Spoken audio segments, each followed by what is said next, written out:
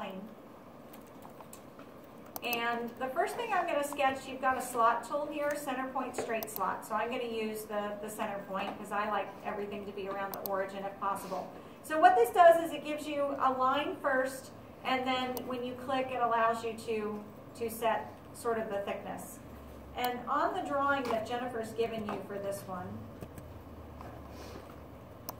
you can see that there's a 14-inch dimension here that represents the straight edge of the slot, and then 10 is the thickness or the diameter of the rounded ends. So oftentimes when you look at how Jennifer's dimensioned something, she's giving you the dimensions that correspond to how you should build the part. So we know that we're building the top and we're extruding it and we're drafting outwards from there.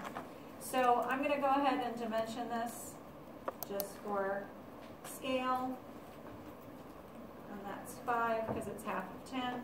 We're fully defined.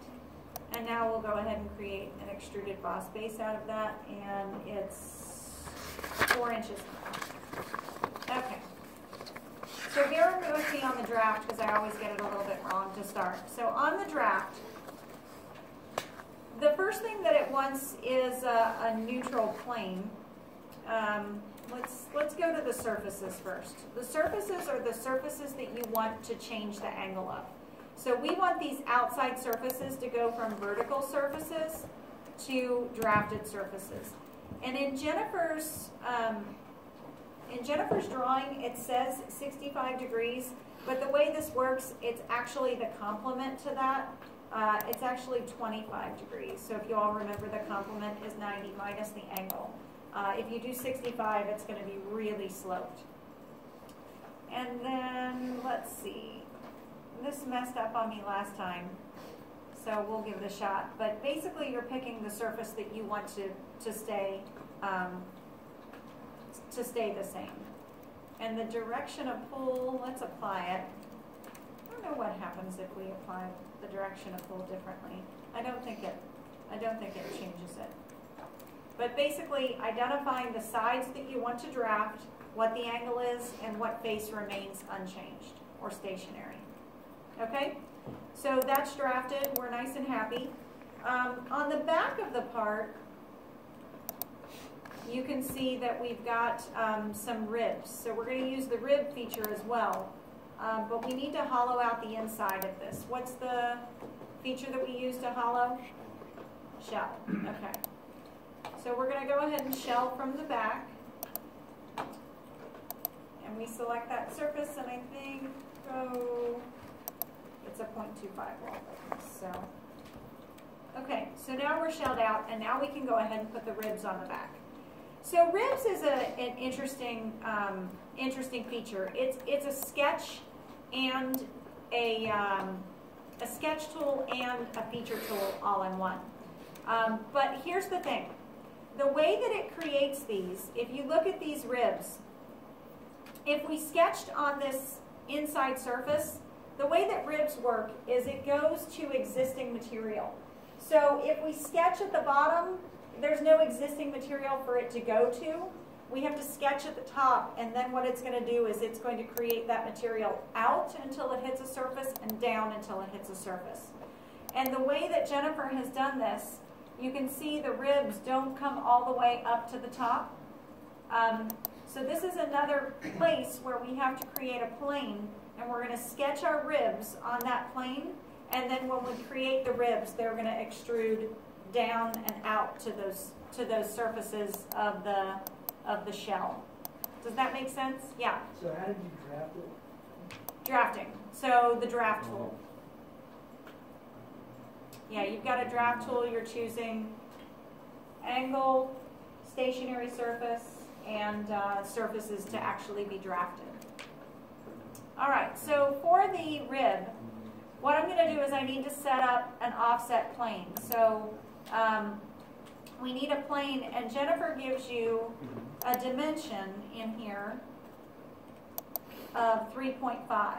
Okay, so she's showing you that those ribs start at basically a half inch below the top surface. So we've got one of two choices. We can go a 1/2 inch down from this surface or 3.5 up from this one. I'm going to go 3.5 up. So my first reference is this plane, and I want a distance.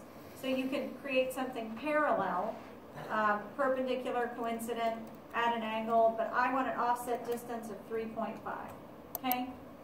So now you can see I'm creating that plane 3.5 inches above that inside surface of the tray.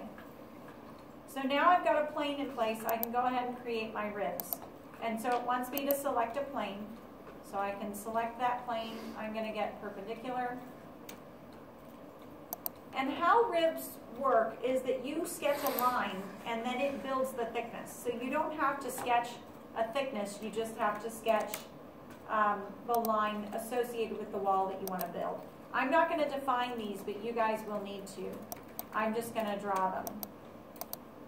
And I'm going to show you how you can draw these, and they don't have to be all the same length, they don't have to be lined up.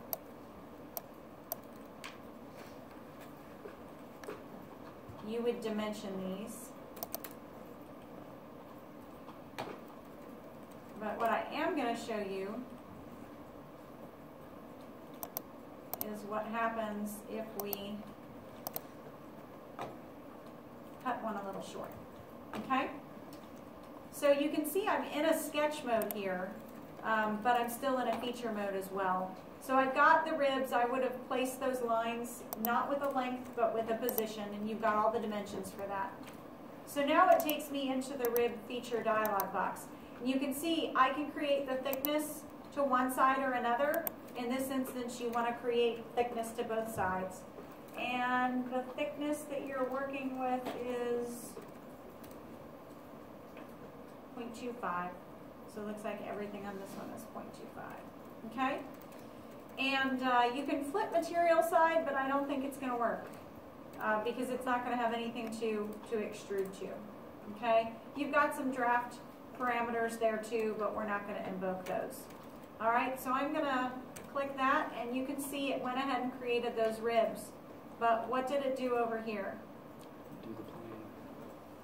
Yeah, because these two lines never intersected, it created the walls or the ribs up to the intersection, and it never went all the way through. So the length of these lines does not matter, but they have to intersect in order to create the full walls, okay? So just make sure you extend that line in that sketch past the cross intersection with the vertical line, okay? All right, so ribs aren't too bad. Now, on the front of the body, we're going to create a boss. And you've got dimensions for the first boss. And so I'm going to go ahead and sketch on this top plane because that's where I want my boss to be. And rather than, I could do cuts, I could do a solid boss, make a cut later. You can actually just sketch 2 circles to create the thickness of the walls of your boss. And these are, let's see, let me make sure I get this right, 0.75 and 1.25, and they should be 1 inch off of